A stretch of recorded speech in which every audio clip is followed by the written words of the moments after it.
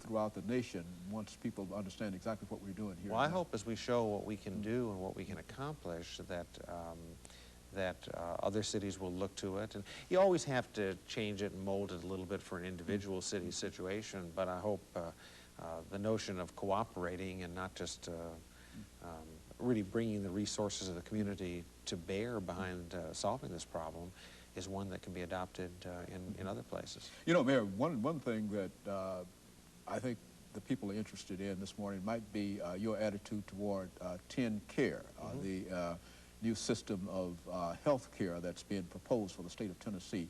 How do you see that, and what impact do you think that that will have upon what you do as the mayor of Nashville dealing with health care? Because you have benefits and whatnot to pay. Right. Well, it's going to have an enormous impact on the provision of health care that the city is responsible for.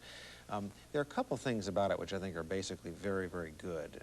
The first is its emphasis on managed care. I definitely think that's the way to ensure both cost containment and quality in health care, and it's doubly true in indigent health care. And second of all, the idea of taking the current Medicaid system, which is bankrupt in several senses of the word, the idea of taking that system and instead of just deepening it, instead of increasing the benefits more and more for each person on Medicaid, broadening it out, saying, look, what we're going to do is try to cover more and more people, not only the deeply indigent, but some of the the working people who don't have health insurance and can't really afford to have it as well. Those are all things which I think make a lot of sense. Now, obviously, there's a lot of details yet to be worked out, and the federal government is looking at the proposals right now.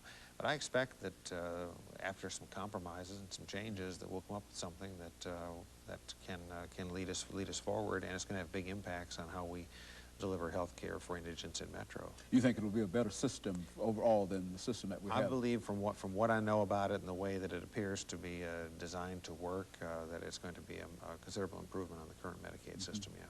Well, Mayor, I think that there are many other things that we could possibly talk about, but what I'd like for you to do is to think of some of the things that you've become involved in that you think that the audience ought to know about this morning, because I think that certainly, I know that personally people are wondering about your candidacy, and I think that you made it quite clear that you wanted to remain mayor of the city of Nashville, but some of the other things that you'd like to talk about, that you'd like to pass on to the people this morning. Well, I might mention that issue about candidacy for the governor's race, which I guess you were talking about. That was something I considered for a while, I'll be honest with you. I had come from being Phil Who 5 years ago when I started running to being somebody who's being considered for that job, and that's pretty heady stuff.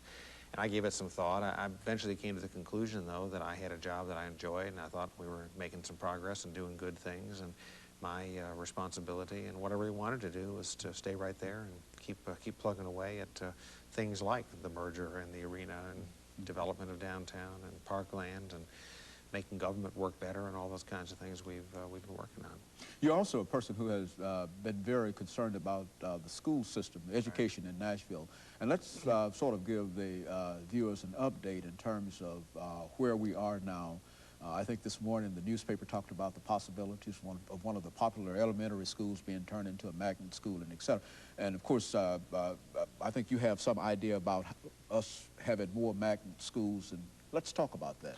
Well, I'm very interested in the magnet school concept. I'm not so enthusiastic about Aiken School being turned into a magnet school just because it's already a terrific school, and what I'd like to do is convert more schools to be like that rather than just call that one a magnet school. But the basic idea of saying to schools, rather than everybody being a cookie cutter of everybody else, let's try to develop some personality, some flavor of each of the schools.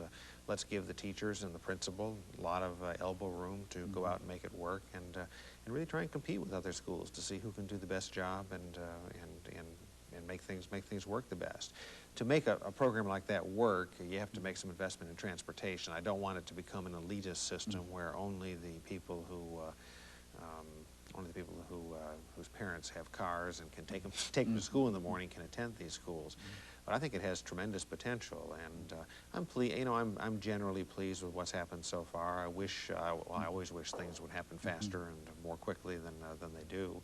But I think the school board is trying, and we're going to get some progress. And of course, the other big news on the school front, which we touched on a few minutes ago, is just, I think, the really enormous capital investment. Let's talk about that, because I think that's something that we've all talked about, deferred maintenance and whatnot, and our schools have been caught up in that. Let's talk about what you've done. Well, there are just some enormous problems in the system.